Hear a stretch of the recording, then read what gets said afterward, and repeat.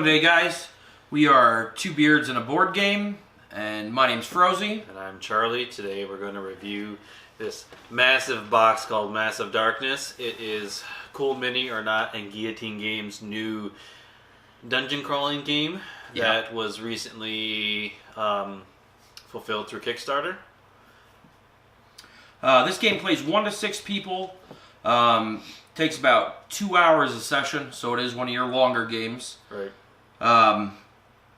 Comes with Cool Mini or Not is obviously known for its miniatures, and this does not disappoint in that realm. It comes with a ton of cool big boss characters like this guy. The Cliff Breaker Cyclops. Yeah. Just massive in size. This, compared to here's our normal miniature that you play with your character, and this is how big the Cyclops is.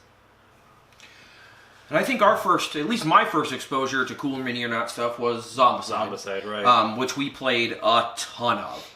So we were looking forward to this game quite a bit. And it plays a lot like Zombicide. It uses very similar to module Zombicide, tiles. Yeah. It uses the trays that you saw in Black Plague. And so that's really nice. It keeps things organized. You've got a little experience tracker on it. One of the things that I really like about this game, if you can see them over here, are these sheet pads that come, that you actually, level up your character, circle your abilities and stuff like that. Right. So even if, you're playing the same character, you don't always have to play exactly the same way. Right. There's recommended. It's like a subclass to your character. So, like for instance, there's a barbarian, and he can be a bone crusher barbarian. Yeah, and so movement and stuff like that is a lot like Zombicide.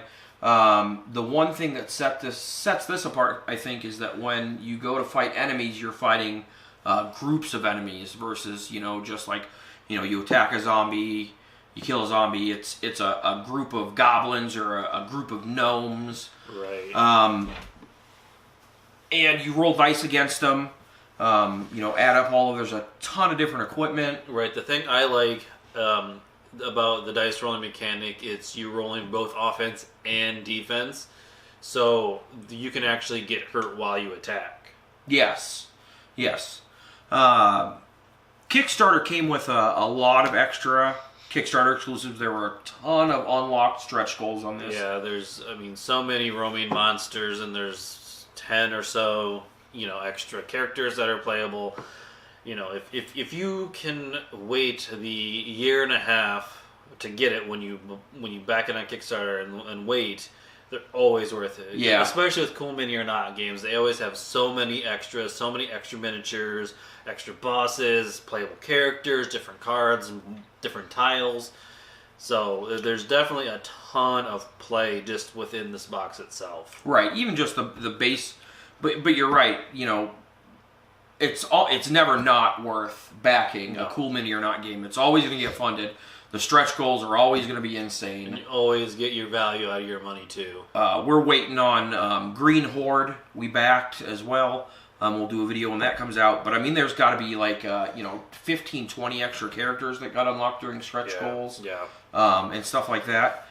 But with this, there's actually a couple of different ways you can play. You can play your single one-shot scenario. Right. Or you can do a campaign mode.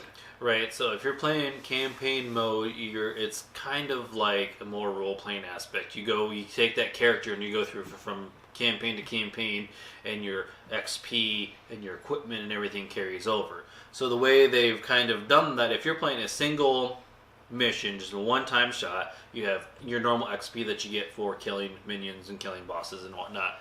But if you are playing the campaign mode, you get micro XP. So you get it's for every 5 micro XP is 1 real XP.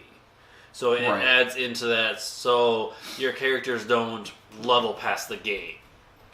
2 different ways to play. You can play your one-shot scenario, and then you can also play, it's called campaign mode. So it's a much more role-playing aspect to game like similar to Dungeons and Dragons. You keep your character and you just work your way through an entire storyline while accruing XP and equipment. And so each time you start a new session with your campaign, you have the same equipment you left off with, you have the same XP that you left off with, so it definitely makes it more of a longer, true story, so to speak, and so you don't level past the game, so to speak. It keeps you kind of with the game.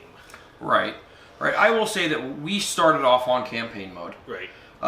And it's in the beginning it was hard. We actually lost a couple of times. Right. But then as we got on to the 4th or 5th scenario, it actually got too easy. Way easier, just because we all had our level 4 gear. Right. And there's also the thing that is also unique to this game, there's legendary gear, just like you would be playing. This is essentially Diablo on a board game. Right. So you can work your way finding gear, and there's unique gear. So as you get your set pieces together, you get more bonuses, and so it came to the point where I'm going to enter a square based on my bonuses. I'm going to kill these 3 guys just entering the square before I attack them, and with one attack you kill everybody but the boss, and then you attack again, and you've just wiped out an entire team in one shot. And I think that's more a flaw with the campaigns, or the scenarios that came with the base game.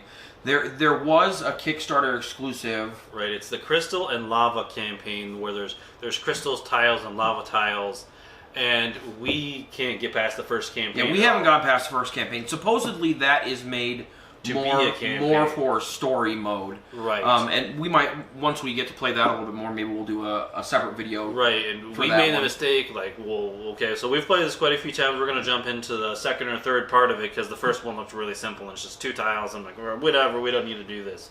So we jumped into the second one, and we all died within the first, 3 turns or so, just because they just swarmed us and killed us. Yeah, we got destroyed. I definitely recommend this game. I love Cool Mini or Not. I love miniatures. I think we both love miniatures. I think miniature games are kind of our favorites, game. Cool Mini or Not has, they never make a bad miniature board game. No. They've had, the Green Horde, I think, is the 5th or 6th Zombicide in that series alone, let alone with expansions and all that stuff, and you can't go wrong with them, and I know there's been some complaints how they've quote-unquote dumbed down this game, that they've made it too simple, there's not a lot of parts going on. Right. That's kind of nice from time to time, where I can just mindlessly just trudge through a dungeon, pick up loot, kill guys, and just keep on moving on. Right. So I kind of like the easier aspect of the game as far as moving parts, extra rules, and everything else, because sometimes it can get overwhelming, and especially within your game group, if it's overwhelming, you're not going to play it anymore. Right, and it can get intimidating for new players too. Right.